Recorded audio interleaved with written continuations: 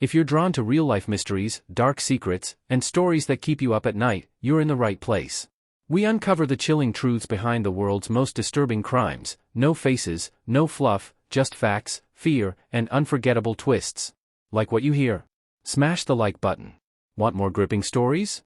Hit that subscribe button.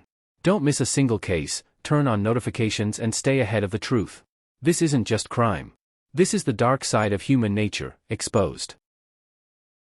Before Daniel Serafini's name was spoken in courtrooms and whispered in crime forums, it was printed proudly in sports magazines and chanted in the bleachers. He was the small-town kid who made it. The boy from Hayward, California, who turned a childhood dream into a multi-million-dollar career. He wasn't born into wealth or privilege. His first stadium was a dusty neighborhood diamond. His first audience was a handful of neighbors leaning on chain-link fences. Even then, Daniel had something rare, a left-handed throw that coaches said was smooth as silk and deadly accurate. By high school, scouts were making quiet trips to watch him play. College offers came in. And soon, the talk wasn't just about whether he'd make it to the pros. It was when. It was the year everything changed. Daniel Serafini was drafted in the first round by the Minnesota Twins, a dream moment for any young player. For Daniel, it meant more than money. It was validation. Every early morning practice. Every summer spent on a field instead of at the beach. It was all paying off. The rookie years are where the glamour fades, at least for a while. Endless travel. Cheap motels. More hours on buses than on the mound. But Daniel was willing to grind. He had a style that stood out, a calm confidence that made teammates trust him even when the game was on the line. From 1996 to 2003, Serafini would pitch for 6 different MLB teams. The Minnesota Twins. The Chicago Cubs, San Diego Padres, Cincinnati Reds, Pittsburgh Pirates, and even a stint in Japan's professional league. While he was never a household name like a league MVP, Daniel carved out a respectable career. He was steady, reliable, the kind of player who might not make the highlight reel every night, but who earned the trust of managers. By his late 20s, Daniel was enjoying the perks of professional sports. The paychecks were big. The travel was constant. The lifestyle, intoxicating. Friends remember him as charismatic, quick with a smile, and always ready for a night out. But behind that easy charm, there were pressures. Contracts that could disappear overnight. Trades that could uproot his life with a single phone call. And in professional sports, you're only as good as your last game. Not every season was kind to him. There were injuries. There were bad games, the kind that stick with a pitcher. His stats began to dip. The trades came faster. By 2007, after a suspension for a performance-enhancing drug violation, Daniel's MLB career was over. Just like that. For many athletes, retirement is quiet. They coach. They work in media. They fade into local legend. But for Daniel, the post-MLB years would be a series of pivots. Some entrepreneurial. Some reckless. And some dangerous. The fame was fading. The money wasn't what it used to be. And that drive to win, the one that had fueled his career, was still there. It just needed a new playing field. In America, few dreams burn brighter than the dream of baseball. It's not just a sport, it's an idea, a promise, a ticket to something bigger. And for Daniel Serafini, that promise came early. Born in San Francisco in 1974, Daniel grew up surrounded by the game. He wasn't just good, he was exceptional. Coaches whispered about his potential before he even hit high school. Parents on opposing teams dreaded seeing him step onto the mound. There was a smoothness to his pitching arm, a natural rhythm that couldn't be taught. By his senior year, scouts were already hovering. The radar guns lit up every time Daniel threw. 90 miles an hour at 18. It was the kind of speed that made recruiters lean forward and scribble notes. He wasn't just another kid playing baseball. He was a ticket to the show. In 1992, that ticket was punched. The Minnesota Twins drafted him in the first round. Just like that, Daniel was one of them, part of a world most kids only dream about. In the majors, Daniel's left arm was his currency. He wasn't the fastest pitcher in the league, but he had control, a sharp breaking ball, and the calm presence of someone who believed the mound was his home. Sports writers called him the Golden Boy. Fans held up signs with his name. And in those early days, he wore the label well. From the Twins to the Chicago Cubs, from the San Diego Padres to the Cincinnati Reds, Daniel's career was a journey through the big leagues. Each team brought new stadiums, new fans, new expectations. And for a while, he delivered. He stood on the mound in front of tens of thousands, every eye locked on him, every pitch a statement. But baseball is a game of numbers. Stats don't lie, and they don't forgive. As the seasons passed, Daniel's ERA began to climb. The calls from managers became shorter, the contracts less generous. The Golden Boy was still on the field, but the shine was starting to fade. For many athletes, this is where the story ends, a quiet retirement, a new life off the field. But Daniel's path wouldn't be quiet. The spotlight had made him, but losing it would change him. By the early 2000s, his days in the majors were numbered. He drifted into minor leagues, overseas contracts, and the kind of gigs that still carried the title, professional athlete, but without the glory. To the outside world, Daniel was still that former MLB pitcher, a man who'd lived the dream. But behind the curtain, shadows were gathering. And soon, the man who once lived to throw fastballs would find himself tangled in a plot that had nothing to do with the game, and everything to do with greed, betrayal, and blood. Every hometown has its prodigy, the kid whose name circulates long before he can drive. In Daly City, California, that name was Daniel Serafini. It wasn't just that Daniel could pitch. It was the way he carried himself. There was a poise there, something rare in a boy his age. Coaches would tell parents in the stands, "That kid's going somewhere." He threw with a smooth, almost effortless motion. The kind that made people stop mid-sentence and watch. And by high school, that motion was clocked at 90 miles per hour. College recruiters started circling. But Daniel had his eyes on something bigger, the major leagues. In 1992, the dream came true. First-round pick. Minnesota Twins. The boy from Daly City was now a professional baseball player. For most players, that's the beginning of the climb. For Daniel, it was the top of the mountain. He was 18, wearing a major league jersey, living the life others only imagined. Over the next decade, Daniel's career would take him across the country, Twins, Cubs, Padres, Reds, Pirates. Even stints in Japan and Mexico. Baseball was his passport. But baseball is a numbers game. And the numbers started turning against him. ERA climbing. Strikeouts slipping. And with every bad outing, the phone calls from general managers got shorter. The Golden Boy was still in the game, but the shine was fading. By the mid-2000s, the major league offers were gone. Daniel drifted into the minors, then overseas leagues. He still called himself a pro ballplayer, but the glory was gone. This is where many athletes settle into quiet retirement. Coaching. Business ventures. Family life. But for Daniel, stepping out of the spotlight meant stepping into the shadows. Life after baseball wasn't what he'd imagined. The money that once flowed in had slowed to a trickle. Lifestyle adjustments didn't come easy. And Daniel wasn't ready to fade into obscurity. There were whispers of strained relationships. Of questionable business moves. Of a man chasing the feeling that had once defined him. He married. He started a family. But behind the smiles, not everything was smooth. And in 2015, tragedy struck. Robert Gary Spar and Wendy Wood, his in-laws, were found shot in their Tahoe home. Wendy died instantly. Robert survived for a time, but never fully recovered. Police at first had no solid leads. But years later, the case would circle back to Daniel. And when it did, it would unravel a story no one saw coming, a story of money, betrayal, and murder. The boy who grew up throwing strikes was about to be accused of the most irreversible crime of all. On the surface, Lake Tahoe is paradise. The kind of place people go to escape. $1-million homes dot the shoreline. Tourists spill into casinos, ski resorts, and hiking trails. But on June 5, 2021, the paradise mask slipped. That Saturday night, in the small town of Homewood, California, the home of Robert Gary Spar and his wife, Wendy Wood, stood silent. The couple were known for their warmth, their generosity, and their deep ties to the community. But inside, a predator was waiting. According to investigators, someone entered the home sometime after nightfall. The details remain chilling, a shooter, moving through the house with precision. In the master bedroom, the killer found Wendy. She didn't stand a chance. One shot. Close range. Instant death. Robert was next. He was shot too, but he survived, at least for a time. When sheriff's deputies arrived, the home was still. No sign of forced entry. No burglary. No ransacked rooms. Just two people targeted with deadly precision. The crime scene didn't fit the usual patterns.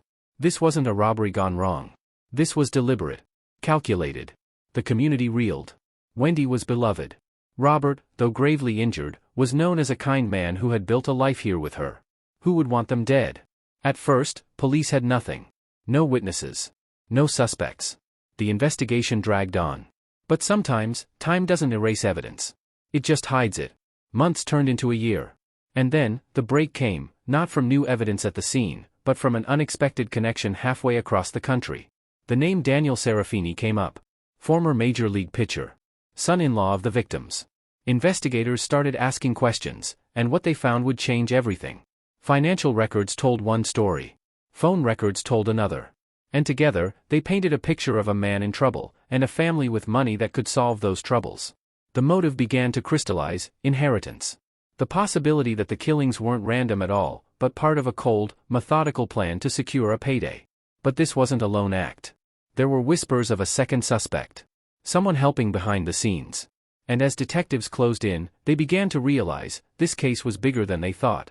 In June 2023, authorities made their move. In the span of 48 hours, the quiet streets of Lake Tahoe and a small town in Nevada would see the end of a 2-year manhunt. But that is where our story turns from speculation to hard evidence. And Daniel Serafini, the golden boy of baseball, would finally have to face the music. The deeper detectives dug into Daniel Serafini's life, the more tangled the web became. A celebrated former Major League pitcher, once cheered by thousands, was now a suspect in a cold-blooded murder, one that seemed to be about more than revenge. It was about money. A lot of money. The first lead wasn't dramatic, it was buried in something as mundane as a credit card statement. Charges in 2 states within hours of each other, a travel pattern that made no sense for a grieving family member. GPS records painted a story, a journey that seemed ordinary at first, until investigators matched those dots with the exact time of the killing. Surveillance footage became the silent witness. The man never looked at the camera, but his build, his gait, investigators saw a familiarity they couldn't ignore. The image joined dozens of others, a growing web of connections that began to point in only one direction. Then came the messages. Cryptic, cold, and chillingly timed to align with the final hours before Robert and Wendy were attacked. Forensics told their own story. The bullet recovered at the scene bore a signature, microscopic marks that matched a handgun later recovered from an associate of Serafini. The weapon was a match. But detectives needed more than science, they needed motive. The motive was hidden in the fine print. A will that named Serafini as a beneficiary. An insurance policy that, upon Robert's death, would pay out hundreds of thousands. This wasn't just a crime of passion. It was premeditation, pure and calculated. Now the case was shifting. Daniel wasn't just a person of interest, he was the center of a murder-for-inheritance conspiracy. Every detail mattered. Tire tread matched the rental car Daniel had signed for. Receipts placed him in town at the exact window of time when Robert and Wendy were attacked. That turn, that fraction of a second, became a pivotal moment. The face was shadowed, but the jawline and posture were unmistakable. All 3 pillars of a prosecution were falling into place. For Robert and Wendy, justice was still far away. But the trail of evidence was closing in on the man who had once stood proudly on a pitcher's mound. "We're ready. Let's get him." The moment investigators decided they had enough to move on Daniel Serafini wasn't marked by a dramatic outburst or sudden revelation. It came in the quiet hum of a fluorescent-lit briefing room, where every piece of the puzzle lay ready to be locked in place: travel logs that contradicted alibis, ballistic evidence tied to a weapon within his reach, and a financial motive cold enough to chill the room. For the lead detective, there was no doubt, Serafini wasn't just involved, he was the architect. The plan for the arrest was drawn up with precision. His daily habits were mapped, from gym visits to late-night drives. Surveillance units rotated shifts so the watch never broke. The arrest would be swift and without room for escape. It was just before dawn when the operation began. The neighborhood was still asleep, sprinklers hissed, a dog barked faintly. Officers moved silently, their radios whispering bursts of static. At precisely 5:42 a.m., the signal came. A sharp knock, and a booming voice: "Police! Open the door!" Serafini appeared, wearing a t-shirt and sweatpants, eyes narrowed against the light. The arresting officer's voice cut through the air: "Daniel Serafini, you are under arrest for the murder of Robert and attempted murder of Wendy." His expression shifted, a flicker of defiance, then a cold, unreadable calm. In the back of the patrol car, he didn't look back at the house. The first sunlight was spilling across rooftops, the quiet street pretending nothing had happened. Inside the interrogation room, Serafini was relaxed, eyes scanning the space like a player reading the field. Detectives started soft, letting him speak freely. But then the first photo slid across the table, and the game began to turn. Each piece landed like a slow, deliberate pitch. His voice sharpened. The cracks began to show. By the time they brought up the inheritance documents, a brief hesitation flickered in his face. He muttered, "That doesn't prove anything," but the edge was gone. Hours passed. When he was finally escorted from the room to county jail, the momentum had shifted. For him, the game had changed forever. For the victims' families, it was the first glimpse of justice. The trial of Daniel Serafini was more than just a legal proceeding, it was a spectacle. The courthouse steps became a magnet for journalists, cameras flashing with every new arrival. The public wanted answers, and the answers would unfold in this very room. Inside, the atmosphere was tense, charged. Wooden benches creaked under the weight of spectators and family members. Every cough, every shuffle echoed through the chamber. The prosecution was ready, a wall of manila folders, binders, and printed exhibits. The defense team was lean but deliberate, eyes scanning the jury as if looking for a lifeline. The judge's gavel struck, and just like that, the first inning began. The prosecution painted Serafini as a man driven by greed, meticulously plotting to remove obstacles between himself and a sizable inheritance. They promised a mountain of evidence, travel records, financial statements, ballistic matches, and a digital footprint that betrayed his every move. The defense countered with a different narrative, that the evidence was circumstantial, that law enforcement had tunnel vision, and that Serafini was being vilified because of his past and notoriety. The first week was a parade of forensic specialists and detectives. The jury saw the inheritance documents, signed months before the killings, and cross-referenced with emails and text messages. The most damning moment came when the ballistics expert tied the recovered shell casings to a weapon once in Serafini's possession. The courtroom was silent except for the faint hum of the projector. Victim impact witnesses spoke of the night of the crime, the sound of gunshots, the chaos, the sudden void left in their lives.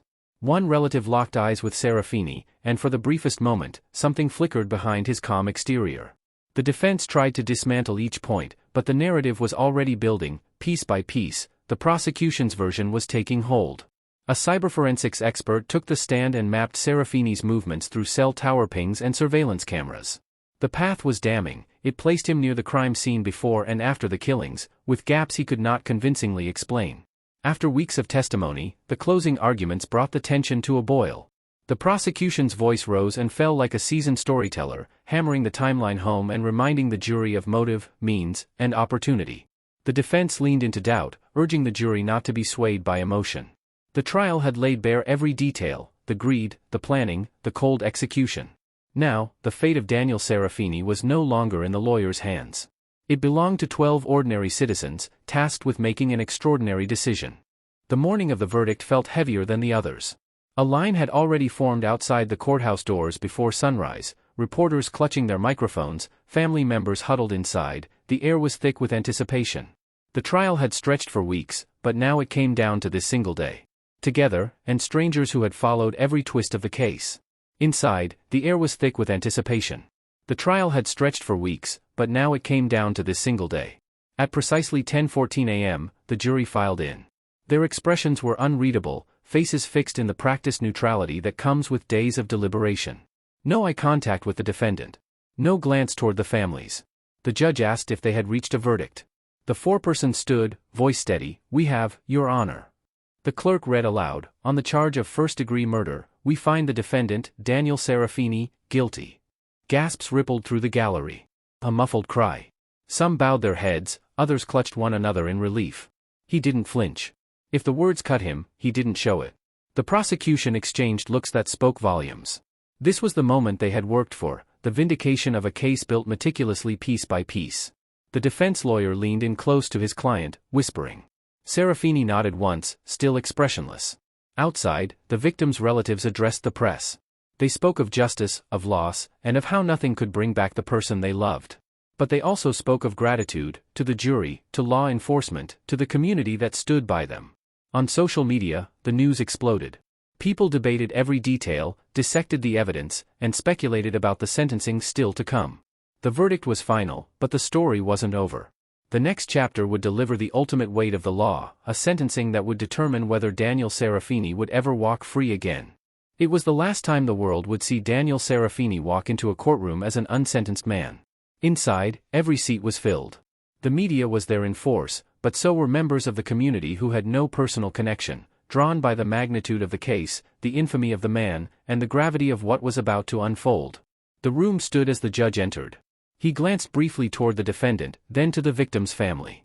His expression was unreadable, but the weight of the moment hung heavy.